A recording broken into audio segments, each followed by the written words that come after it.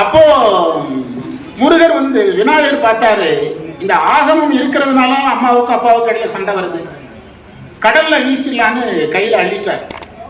முருகர் கொஞ்சம் வேகமா போய் அதை கொஞ்சம் வாங்கி கடிச்சு விட்டார். சிவபெருமான் விநாயகரை ஒண்ணு சொல்லல, முருகரை பார்த்து நீ மதுரையில் ஒரு வணிகனுக்கு ஊமை பிள்ளையாக பிறப்பாயாகன்னு சொல்லிட்டார். யாரை பார்த்து?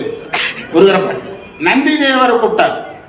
நான் வகுப்பு தொடங்கும் போது என்ன சொல்லிட்டு தொடங்கினேன், யார் வந்தாலும் உள்ள விடக்கூடாதுன்னு. பசங்க 2 பேரும் எதுக்கு உள்ள விட்ட? ஆனால் நீங்க என்ன செய்றீங்கன்னா, கடலுக்குள்ள போய் சுறா மீனா நீங்க இருக்கணும்.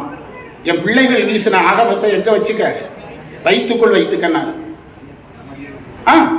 கடல்ல சுறா மீனாக அவர் இருக்கிறாரு. அம்மை மீனவ பெண்ணாக வளர்றாங்க. திருமண வயசு வருது. அந்த நேரத்தில் இந்த சுறாமியினுடைய தொல்லை தாங்க முடியல. சினிமா படமா பார்த்துருப்பீங்க. இப்போ ஒரு சினிமா ஞாபகம் இருக்குமே, யார் வர்றா? சரி, சிவாஜி கணேசன் வர்றாரு ஞாபகத்தில். அப்போ என்னுடைய மகளை கொடுப்பேன் சுறாமீனா அடைக்கினாலும் சொல்லும் போது சிவபெருமான் போய் யாரை கல்யாணம் பண்றாரு. இவ்வளவு பெரிய கதையை மாணிக்கவாசகர் ரொம்ப சிம்பிளா முடிச்சிட்டார். என்னது? அலைகடல்வாய் மீன் விசிறும் பேராசை வாரியன்.